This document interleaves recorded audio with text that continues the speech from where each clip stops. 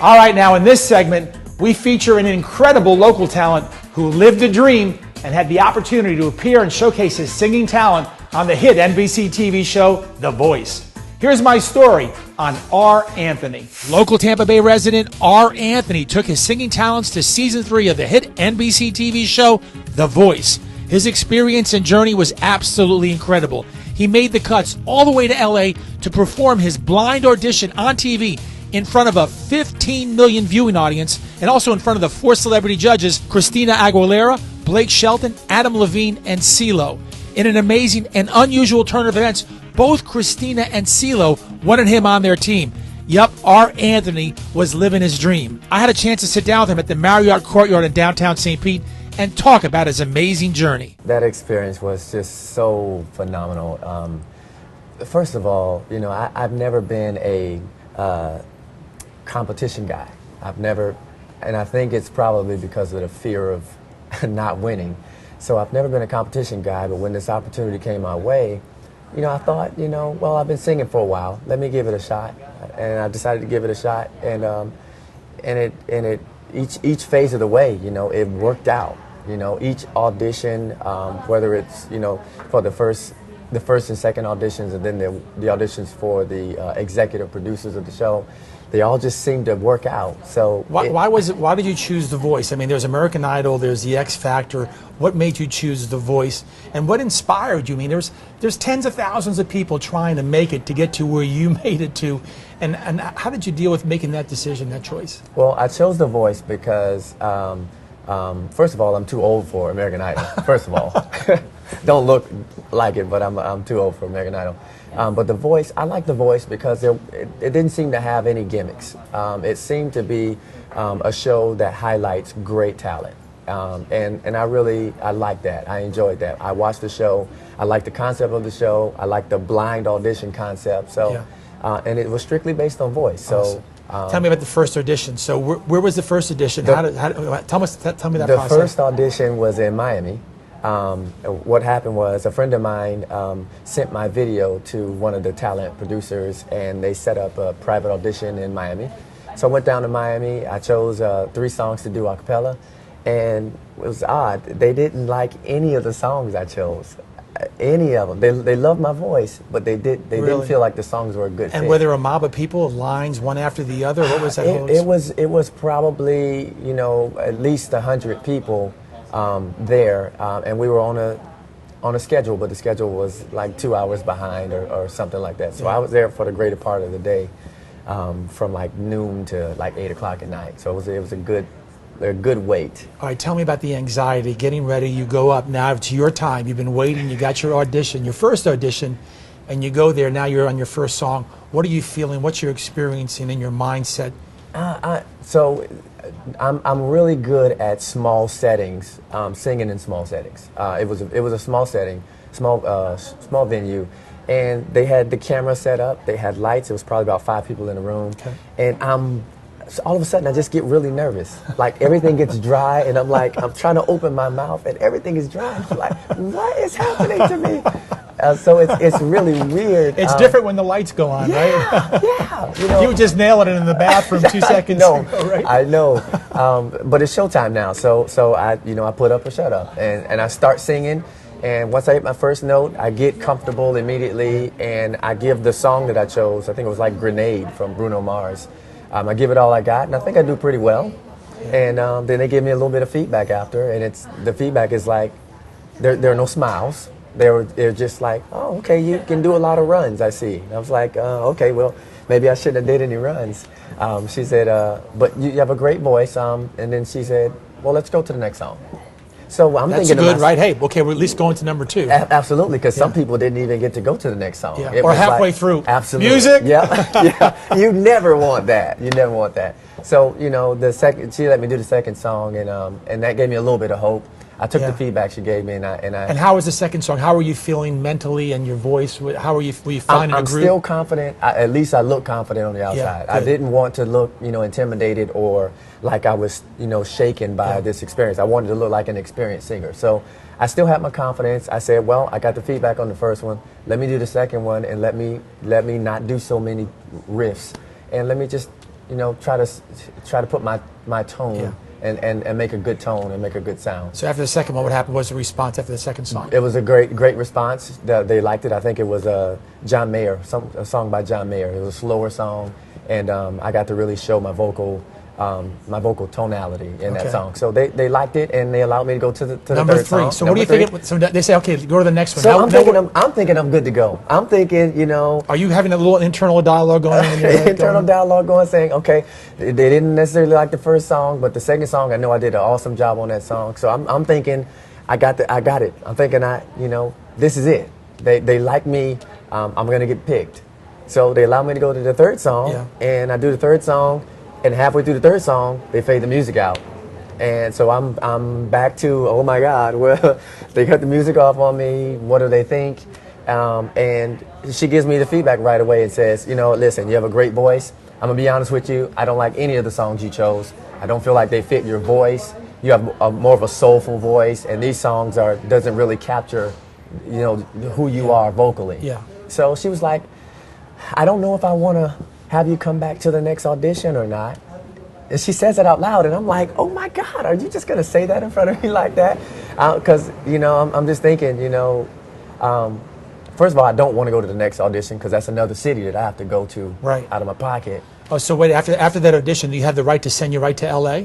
They do, but they don't tell you that. Okay. They tell you we're going to review all of the tapes Gotcha. from all of the cities, and if we choose you, we'll get back in contact with you. All right. But she gave me the disclaimer and said, hey, I might want you to come and audition again because I really don't like the songs you chose. Gotcha. She made some recommendations. She said maybe you should try songs by Hunter Hayes or Raphael Sadiq. Good. So I made a mental note, and I was like, Good. okay, well, if she gives me another chance, I will study these people. I will choose better songs, choose a better outfit, and we'll go with it. So she let me go back and do like this after interview to talk about that experience. Mm-hmm. If they were really considering you, you got to do the interview. So that gave me a little bit of hope. Good. And it was good. And on my way home, I looked at my phone, and 30 minutes later, she sent the email saying, yep, I want you here in Atlanta. Oh, 30 minutes after? 30 minutes after. So, I'm going back to Tampa like, oh my God. Man. I'm putting the pedal to the metal. I'm excited. Yeah. Unbelievable. So now you made that cut, and then so what happens from there? Take me to the next step. It's the same process. It's the same process. They just do it in another city. So what they do is they do an open call in Atlanta. Okay. And out of those people who do well, they do a callback within that same week for a private audition where they get to do 3 songs. So I skipped the open call and went straight based on your tapes. Yep. And you went right to the and I went straight to the private audition again. So it was the same process in Atlanta. I just chose different songs, 3 different songs. Was it the same people, the same decision It makers? was the same people. It was. They had 2 sets of people, but luckily I got the same people, and they remembered me when I walked in the room. Okay, good. And they expected.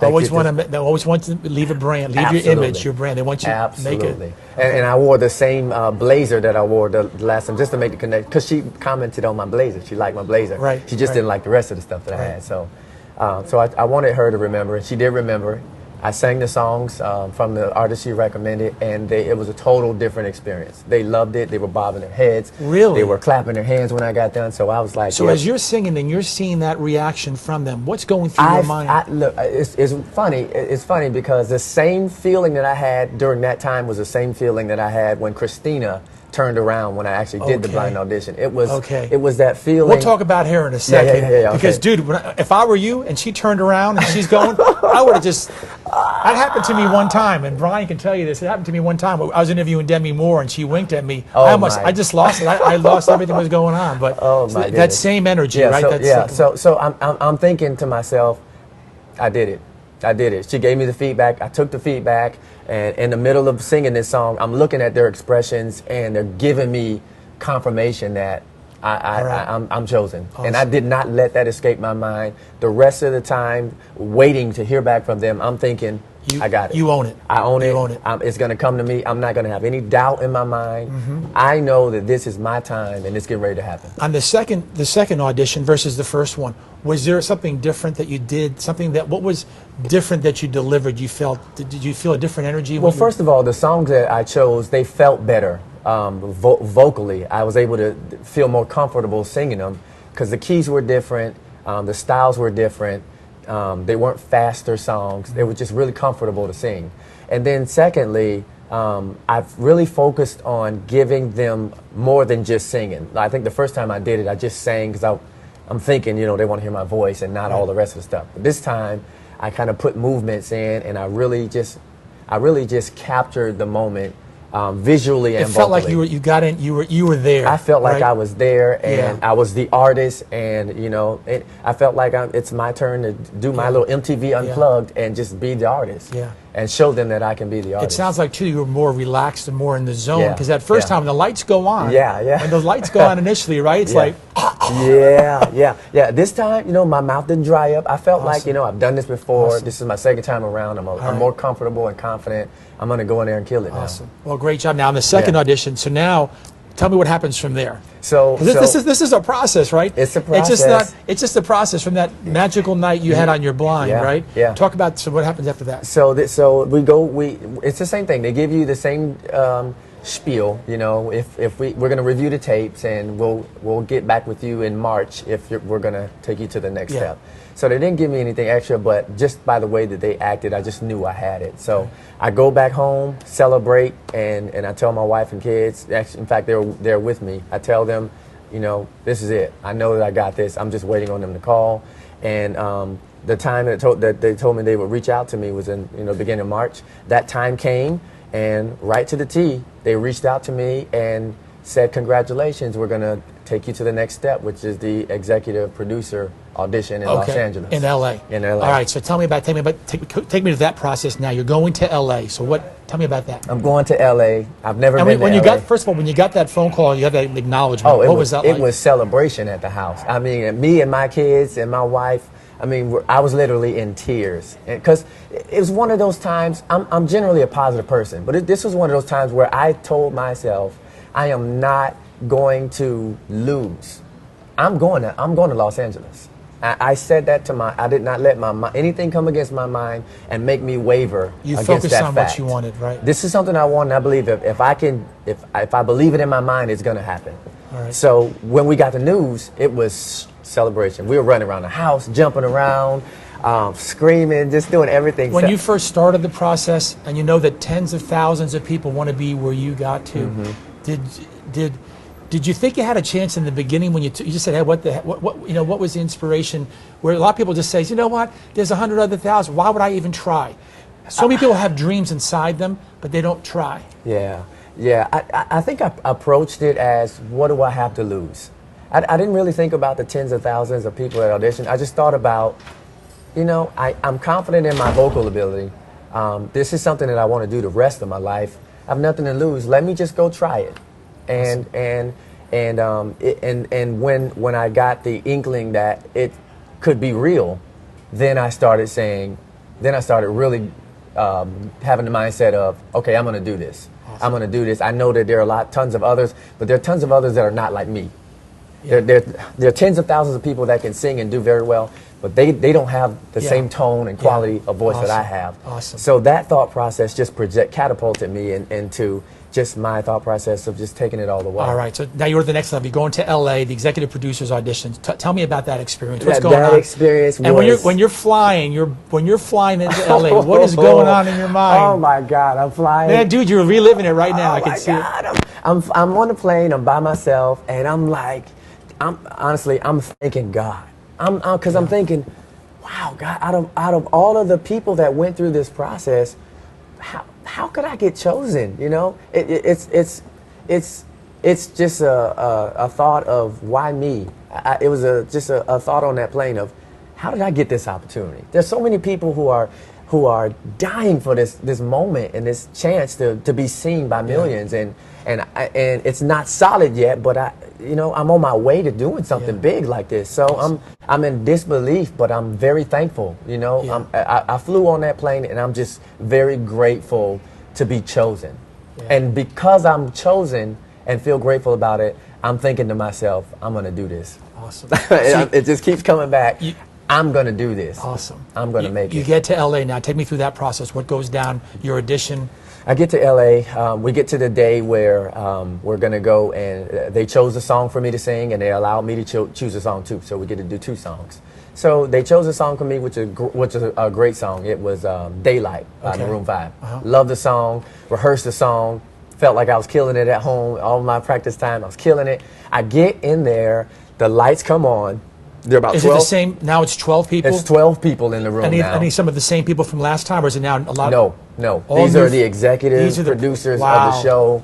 All right, so now executive producers are going on stage. Now it's your moment. Tell me what's happening. What's going on? So I'm very nervous. I'm very nervous again. I got the cotton mouth again. The lights come on, and they play the music, and like nothing is said, but okay. And they play the music, and I'm like singing. My first word, normally when I sing my first word, my first line, I get my confidence and I'm good to go. Yeah. This time, it's like somebody unstopped the tub and all the water is coming out. All of my energy, all of my confidence is down the drain. And what are you saying to yourself internally when this is all going down as you're trying to sing? I'm beating myself up. It's crazy. It's like time slowed all the way down. I'm having this conversation that you lost, you didn't make it, you know. And as you're singing, you're thinking that. Isn't that crazy? It's crazy how that happens. Yeah. And it's a matter of seconds, but it must seem like an eternity, right? Felt like and you're having multiple conversations, right? I'll tell you what I wanted to do. I wanted to stop singing and run out crying. I've been there. But when I sing, everybody runs out of this. Everybody runs out when I sing. So I start singing, and then the ultimate happens. The ultimate failure happens. I forget the words to the song. I drop the lines, and I can't recover. I cannot. I don't remember anything else after that. You go blank. I go straight blank, and then they fade the music out, and I'm thinking to myself, "Yep, I lost for sure." This was the song that they chose for me to sing. Oh, I screwed up on the song. It's over. I'm done. I'm done. And so you're standing there. What goes down? So I'm standing there in shame, just in shame. And one of the guys stands up and says, he was like, "Hey, people forget the lines all the time. Don't worry about it." And the joy that comes in my heart at that time, I'm like, "Oh my God, this is great." I still feel bad, but I feel good that he said that, because it you know what? It happens. It happens to everybody. Absolutely, it happens. So I was thankful. They said, "Well, let's hear your second song." Thank God, right? Thank God for the second song, because that second song I did that one in Atlanta. Were you thinking maybe they're gonna say out? Yeah, I was thinking they were gonna shut me down, and that was it. I was thinking they were thinking, if you can't remember the words to the song, then we can't put you on the show. We can't risk that you're gonna do that on the TV show. Yeah, of course. So I thought it was over, but somebody just says, "Well, let's hear the second song." All right. So what's your mindset now? You got number 2. You felt a little bit of relief that, hey, it happens to a lot of people. Yeah. What's going on in your mindset right now? My confidence returns. It returns right then, and I say to myself, I got to make this one count. I got to do this one. I got to really give them my best, the best I've ever done. I got to lay it all on the table at this time. What'd you sing for him? It was a song by Ryan Leslie. I don't recall the title of it, but it's an R&B song by Ryan Leslie. And I sing it, and I kill it. I straight kill the song. I give them everything I gave them in Atlanta. I give them the emotions, the expressions, the body movements. I totally do my very best on this song, and they love it. They love it. I can tell. I can see the smiles on their faces. They're not looking stoic like they were on the first song, but the smiles on their faces, the foot tapping, the rocking. They connected with me. The smile that I have, this smile, it's the same smile, but every time I sing and perform, I make sure I smile really big, because I think there's something attractive about a smile that kind of pulls people into you. So I was smiling a lot while I was singing the song, and I could tell that they were really engaged in the song. Awesome. So my confidence returned. I felt like I may have redeemed myself. Right. So I get done singing, and they congratulate me and say thank you. I walk out. And I beat myself up. I walk out, and I feel good about the last song. Yeah. But I still remember what happened on the first song. You were replaying the first song, yeah. So everybody who went in that set with me, they're talking about their performance and how awesome they did, and I'm just beating myself up, man. I'm destroyed. I am destroyed. I didn't want to call my wife and even share the news, because I felt horrible. Wow. So how long of a process of waiting now? So you're 1 week. It was 1 week. 1 week. So they flew you back? Flew me back immediately. Flew me back. So you're on. What was that plane ride home? So it was the plane of shame. It was the plane of shame. I totally felt horrible. Yeah. I mean, if I didn't want to draw attention, I would have cried the whole plane ride home. Wow. Because I just felt like, you know, I got so far, progressed so far in this thing, and I get up there and I forget the words. Yeah. So I get home and I'm just down. And everybody's at home waiting for you when you come in the door. Like, everybody's waiting to, how'd it go? Yeah, well, I called my wife, so she knew I couldn't share this experience with anybody outside of my family. So so I get home and you know, she gives me a hug and says, you know, well, if they're gonna choose you, if they like you, they're gonna choose you. Yeah. If they don't, then hey, it was a great experience. Yeah. And those few days I waited was absolute torture, because I'm beating myself up, but I still have hope that maybe they'll still call me. So I'm checking my email, I'm checking my phone. I never let it leave my side. I'm freaking out, and then that day comes where the communication comes. And what do they say? What goes on? The email comes to my phone, and it says, "Congratulations, R. Anthony." So I don't even read the email. I just read the subject, and I go berserk. I'm like, I got it. They actually like me. And I just start crying. I start, you know, jumping around the house with my daughters. And I tell my wife, and it's just a relief. It's a huge relief. So with that experience, with where you are right now at that point, what's the big lesson that you take away from that experience? Confidence comes, it goes. Yeah. Pressure points, pressure moments, you got to deliver, you forget. What do you take away from looking back at that whole process? Yeah. What's your one or two takeaways from that? That whole process, two things. You got to believe. You have to believe in yourself. That was really big for me because there's so much pressure and so much conversation you have with yourself. You could really take yourself out and kill So many people do every day. Yeah, I mean, it's so easy to default to, you know, running away from it, shying away from it, and really killing your spirit. Yeah. But it taught me that if you really want something and believe in something, you got to have not only the skill and the perseverance to practice and make yourself better, but you got to mentally be prepared for what you're getting ready to do. And when things don't go your way, as they didn't, what did you learn from that process? What did you take away from that? It sort of helped me in that when things don't go your way, you know, it's important to try.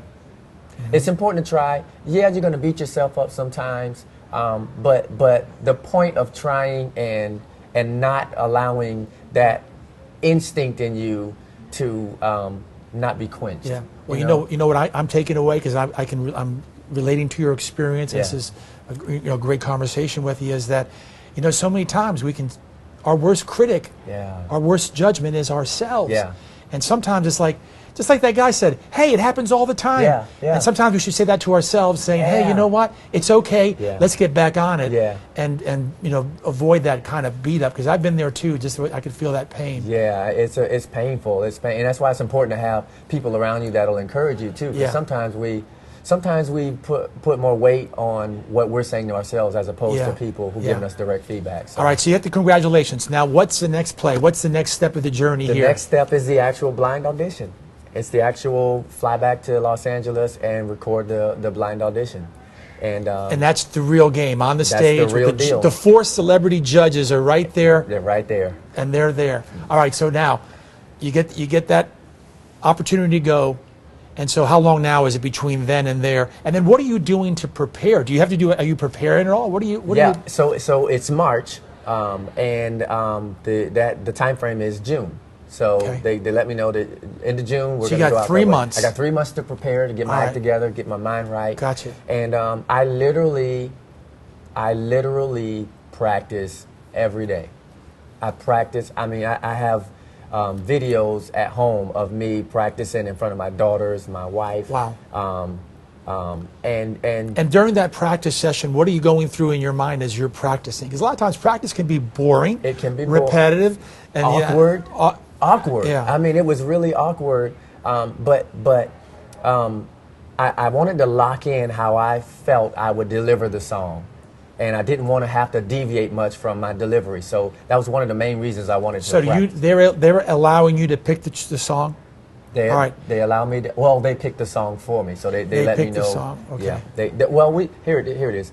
We pick a bunch of songs that we like based on the list that they have given us, and then they choose a song for us. Okay. So All right. So I'm trying to lock in how I'm going to sing this song. So that's what my practice entails. Now, are you locking, on the NBC, was the Hall of Fame your song? No, Hall of Fame, yeah. Hall of Fame, right? Okay. Hall of Fame was a song that they allowed me to sing. Okay. Yeah. Now, is that your song? No, that's not my song. Okay. That's the script. That's their song. All right. Yeah. Beautiful song. All Yeah. right. So you know what you're going to be singing. I know what I'm going to be in singing advance. 3 Yeah. months. Yeah, I know what I'm going to be singing.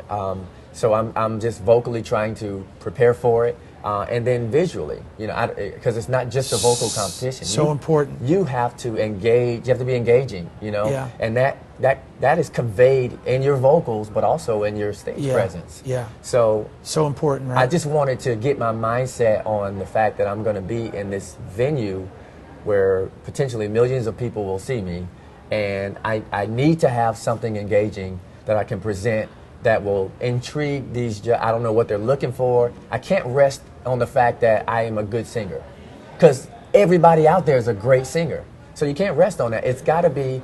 We're shooting in the dark because we don't know what they're looking for.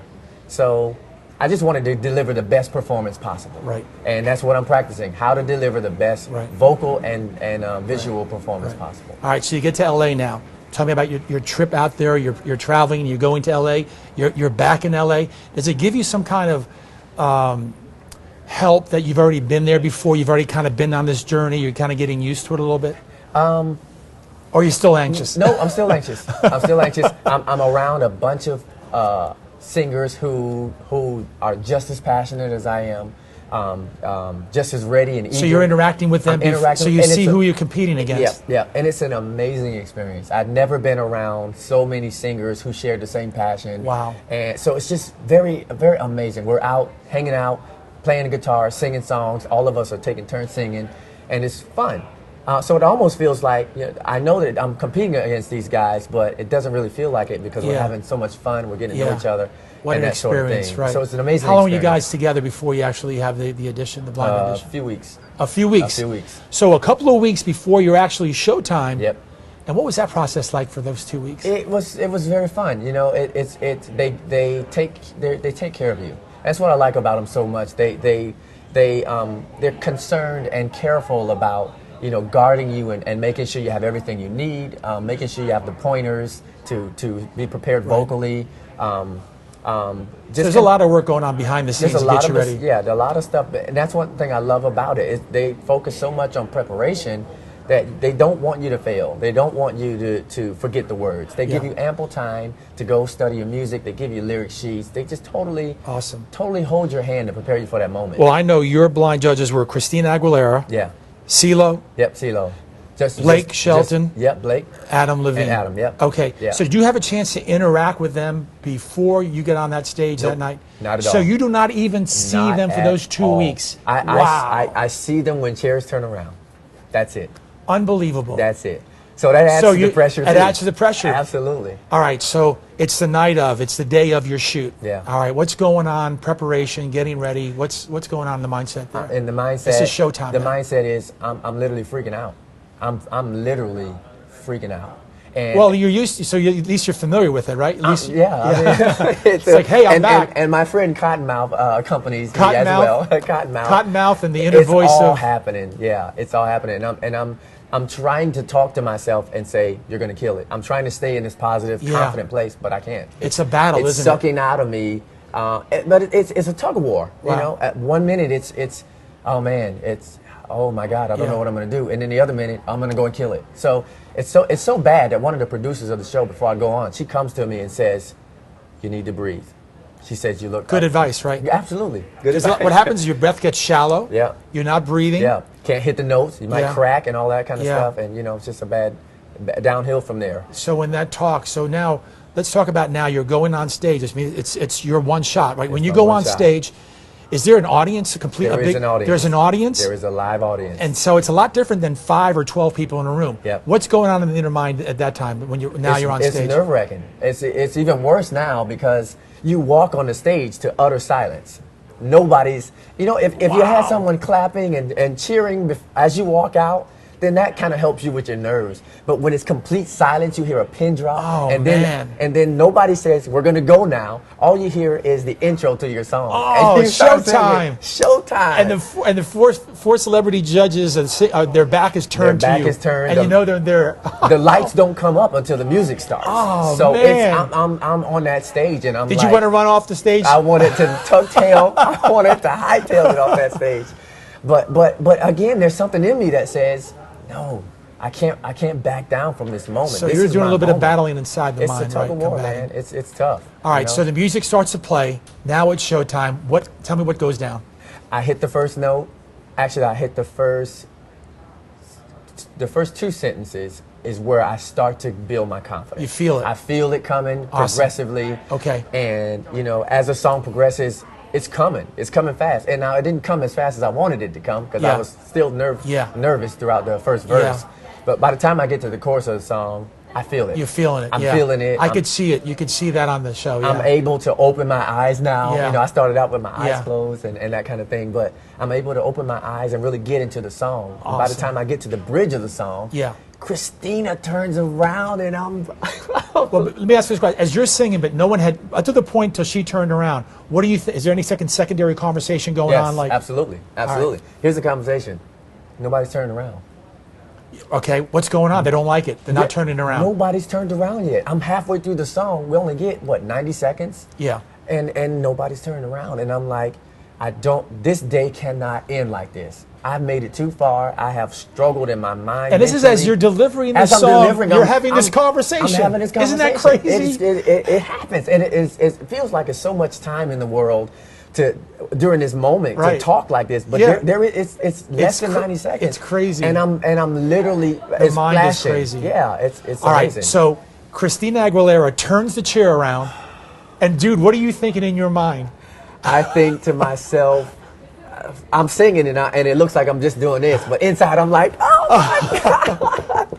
I'm like, this is the biggest moment of my life. I feel so relieved. I feel like, oh my God, I can exhale now. Right. I can breathe now. I'm on the show. I am on the show. She wants you on her. She wants you on me. your team. Oh my God. She wants you on her team. Totally relieved. All right, now, as you're going towards the home stretch of the song, CeeLo makes a play and turns the chair around. Yeah. What is going on in your mind? Does that often happen on the show? I've seen it happen maybe one other time, but here's what happens when that happens. When CeeLo turns around, I didn't even know CeeLo turned around for me. Because you're like locked in on Christina. I'm locked in on Christina, but two, I think his chair, Christina's made a little bit. Yeah, absolutely. But all of the other chairs turned around because the song's over. Yeah, right? so I'm thinking, oh, okay, well, at least I'm on a team, and then I look to the bottom and I see his chair lit up, and I hear people going crazy like, oh my God, CeeLo turned around, and I'm like, oh my God, CeeLo turned around. Unbelievable. So I'm feeling really good. So you have CeeLo making the pitch for you that he wants you on his team, Yeah. and Christina Aguilera. In fact, in the segment, Christina throws her hands up and says, "I want you on my team." She does. It's funny. It's funny because you kind of choose who you want beforehand, and Were you zoned in on CeeLo? I was zoned in on CeeLo. Really? Yeah. So when I found out that he was there, I totally appreciated the fact that Christina was really vocal and expressive in terms of wanting me, and that made me feel really good. Were you deviating at all from the change, or did you think about it? Maybe I should go with Christina. I did because she seemed pretty pumped. she was really pumped. She was excited. She was very excited, and she gave me what I wanted. But in the dialogue that we had, that was of course edited on the show. Okay. In the dialogue that we had, we got a chance to ask questions and talk to them, and CeeLo. First of all, I wanted CeeLo from the start, but then he starts talking and he just related to me and he just grabbed me in that moment. And the obvious choice was Christina, but CeeLo really grabbed me in that moment. Right. He said some things that related to me in terms of the struggle of singing gospel. Gotcha. Growing up in gospel. Well, talk a little bit about your background then, as far as you come from a I spiritual come gospel. from a Christian environment. Yeah. I'm born and raised in the church, Yeah. and I'm still in the church. I lead worship every Sunday at my Yeah. church. So me doing a show like this is kind of outside of Yeah. what we would typically do in church. Yeah. So, but because he mentioned that, and I immediately gravitated to him because Right. he felt my struggle. He came from a similar Awesome. background, and I was sold. As soon as he said that, I felt my instinct say, CeeLo's the guy. All right, so now you're on CeeLo's team. You've now conquered that hurdle. What's going on in your mind now as you're starting the next leg of the journey here going on? I'm good to go. I'm in a place of gratitude. I am in a place of, wow, my kids get to see Daddy do something that people dream of doing. And I am completely fine. And what I mean by that is, whether I stay on this show long or not, I won already. Yeah. I wanted my kids to see. Brother, it doesn't get any bigger than that. You're on millions of people are watching the show. You're on stage. 15 million viewers on NBC, and you are hitting it. I'm hitting it. And Del Toro is saying, "Where the heck am I?" One of your old bandmates. Yeah. So as you now start that journey, take me through that process now. You're on the team, and then every week it's a competition, right? Every week it's a competition. Absolutely. So how long were you out there in LA for?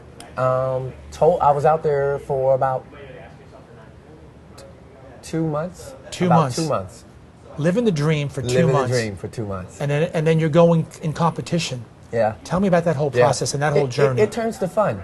It literally turns to fun because we set aside time to work with our partners, our teammates. We rehearse with them, and it doesn't, to me, it didn't feel like a competition. It just felt like I can have fun now. You're doing what you love. I'm doing what I love. I got the opportunity of a lifetime. I've proven to my family and to my friends that I can do something great. Are you enjoying it more during that process than you did Absolutely. before? Absolutely. Really? Yeah, because I'm learning people as I go. I'm scoping out my competition and all that kind of thing. But I'm on a team now. I've made it, and now I get to have fun. I get to breathe. I get to rehearse and make my portion of this show great. Now, do you interact with Christina and Blake and all those guys or is it just with CeeLo? No, just with CeeLo. Okay. Just with CeeLo. We had times carved out with CeeLo where we rehearsed with him, and he gave us feedback and critiqued us, and we got to do a photo shoot with him and all kinds of stuff like that. And it was really fun. He's so cool and down to earth and engaging, very engaging, and as if he wants you to exceed. And that's what I like about these coaches. From all of the feedback I got, they want you to succeed. Yeah. They want you to do very well, and they're so helpful in giving you that feedback that will help you kind of transition from where you are to get into that next level. As your journey progresses, sounds like you're having fun. You're comfortable now in the environment. Yeah. That's a lot of things about it, isn't it? Being comfortable that, hey, it's really not so big, that the mind makes it bigger than it. Yeah. The mind screws you up, doesn't it? Yeah. We often do that to ourselves. I mean, the mind is like, you are your worst enemy. You are your worst critic. And the mind has a way of shutting you down, and it has a way of catapulting you as well, too. So it's just very important to stay in a positive place, mentally healthy, and have people around you to push you. Take me all the way through now to the journey as you're going through. What did you learn from that experience, that whole process, and the time that you spent? What are some of your key takeaways besides living the dream and going out there on no bigger stage? I mean, preparation. Preparation is the number one thing that can make or break an artist. If you don't prepare for what you're doing, and if you're not meticulous about setting time aside to prepare your vocals, warm up your voice, prepare mentally, get away, go steal away, and find this peaceful place where you can just empty out your mind, focus on the task at hand. If you don't do that, you're not going to be ready for what life throws at you. Yeah. You know, you never know what's going to happen on that stage. You know, the music may be different. They may hit a different chord or something. The audience may not have the same energy. You know, you totally have to be prepared. They prepared us for every step of the way. Vocal lessons, ample time to go with our partners and rehearse. And, you know, we had a mock stage that we could go rehearse on. Just a lot of time to really prepare. For 90 seconds, you got to bust your butt, right? Do. For 90 seconds, there's so much work goes into that 90 seconds. It is, man. It's so much. What a lesson that is. We spent so many hours preparing for this one moment. And it's like a wedding, man. You spend all this time preparing for a wedding, and it's over in an hour. At some point, as your journey went down, tell us to this point where basically you're going in competition and you ended up leaving the show. You know, the journey's over. Tell me about that. So we get to the week of, my battle round with my partner, Kat. We feel solid. we feel like vocally we're solid, we're ready, and we're going to give them a show. This is going to be the duet of a lifetime, the battle of a lifetime. We get on the stage, feeling great, feeling in a good place, like we're just going to do this and just have fun. We do our song and feel good about it, and that moment comes where the coaches have to pick. And CeeLo, everyone gives their feedback, and I'm thinking to myself, oh, this doesn't sound like this is in my favor, because they loved how explosive Kat was. Her stage presence was just explosive.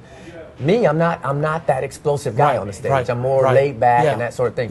So I'm hearing all of them comment on her performance, her stage presence, and I'm thinking, oh my God, this is not going in my favor. Well, if it doesn't go in my favor, if my time is up, then I'm in a good place. I made it. I accomplished what I wanted to accomplish, and I'm good to go.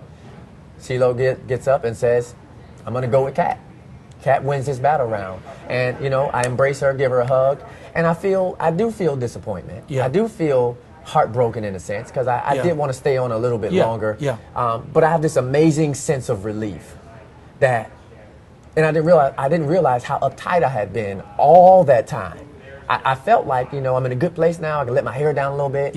But when that verdict came, I felt an amazing sense of relief. Like, now I get to live again. Now I've accomplished what I wanted to accomplish. This was a dream come true for me. It was an amazing experience. I can take this the rest of my life. I have proof. I got YouTube clips, 200,000 viewers. I got that kind of stuff that I can always share with my kids and my family, that I did something amazing. You know, I did something that people dream about. And I can encourage them to go after their dreams just like I did. So how do you reach the top, and you have it for that moment, and it is only a moment. It doesn't last forever. It's a fleeting moment because it goes so fast. How do you try to compete with that? A lot of times, people that reach the pinnacle, it's like, man, how do I even top that? Or how do you even try to top that? Where are you right now with your direction and your path? That's a great question. You have to be careful of that mindset, because that mindset will destroy you if you're not careful. You know, I came home and I'm thinking to myself, what's the next best thing? What am I going to do that's going to top that?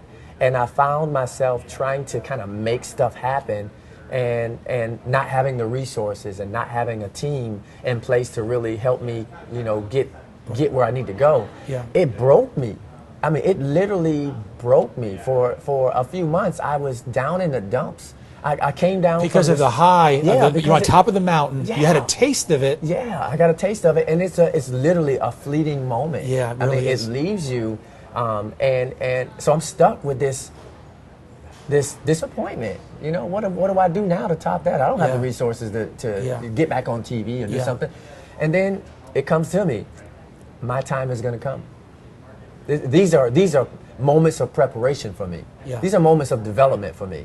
And when that climax comes, when my season comes where I'm out there and I'm doing this for life, I'm on the big stage and I am sharing my music with the world, it's going to be at the right time. So what is that vision? So do you want to continue on with with singing, national presence? Is that absolutely? I believe I have a unique way of communicating music, conveying my message in my songs. I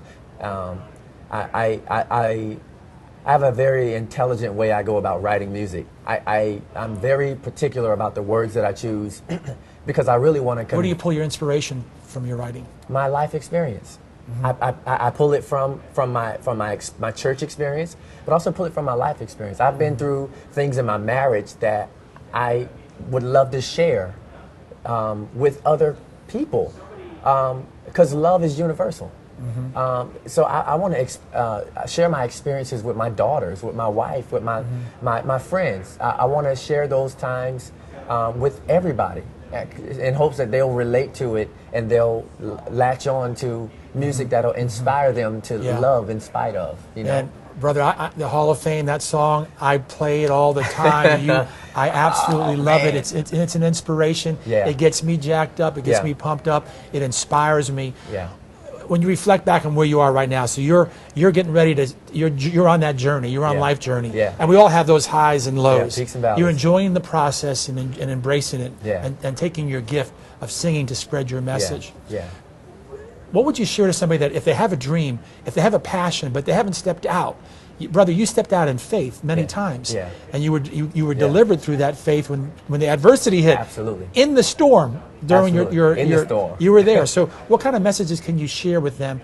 What can you say to somebody that someone wants to write a book, someone wants to go on auditions to sing, someone wants to, start a new job, a new career that they're passionate about? What can you say about that? Well, first of all, I'd say this is how you know it's a dream, when it doesn't let you go. Many times I wanted to throw singing away. I wanted to stop because things just wasn't panning out. I wanted to quit, but it never let me go. Wow. Every morning I wake up and it's holding on to me, and I cannot get singing out of my mind. So if you have this nagging presence of writing or it's an acting, unsettling feeling, right? Yeah. 2 o'clock in the morning, you're getting up, right? It's there. Something's there, right? It's there. It's there. Wow. And that's how you know that it's real Wow. and that it's yours. Yeah. And don't deprive the world of what you have to offer. Yeah. You have something that is unique, that is you, and that can really change people's lives if you follow your instincts and follow your heart and do it. Don't deprive yourself, don't deprive the world of the great gift that you have inside of you. But so many people have gone through rejection. No. Yeah. And they get time and time again, it doesn't go their way. Or people say, what are you doing? What are you wasting your time? Yeah. I mean, the naysayers, how do you deal with, what advice can you give people to be able to deal with that? Yeah, so it's inevitable. You're going to have. It's part of the game. It's part of the game. Yeah. It just comes with the territory, but you can't stop. You can't let it go. You can't give up. It's something that's gonna happen, and it's something that's gonna develop you into the person that you're gonna be. It all adds up. The highs and the lows. It all makes you.